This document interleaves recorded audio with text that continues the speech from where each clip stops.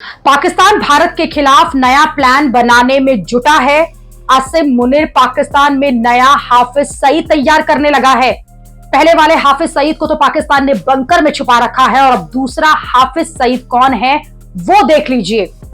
पाकिस्तान की गलियों में नेताओं की तरह घूम रहा यह व्यक्ति ही पाकिस्तान का नया हाफिज सईद है।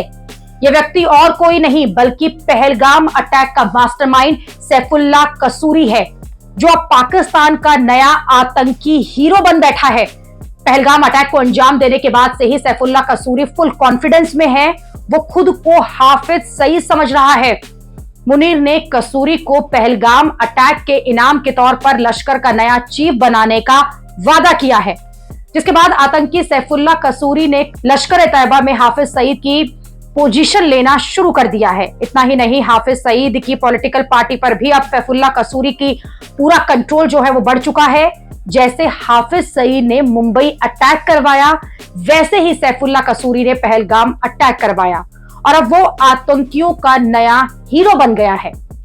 सैफुल्लाह कसूरी अभी लश्कर-ए-तैयबा का डिप्टी चीफ है, हाफिज सईद का बेहद करीबी भी है।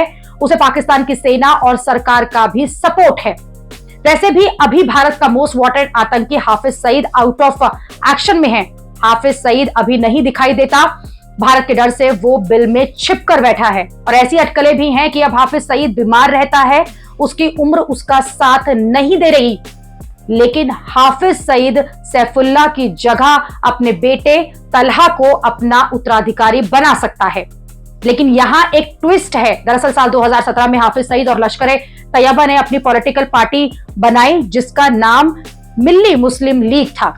उस वक्त हाफिज सईद ने अपने बेटे तलहा की जगह सैफुल्लाह कसूरी को ही पार्टी का प्रेसिडेंट बनाया था। हाफिज सईद की पार्टी के चुनावी कैंपेन को भी सैफुल्लाह कसूरी ही लीड कर रहा था और पार्टी का सबसे बड़ा चेहरा और स्टार कैंपेनर भी था।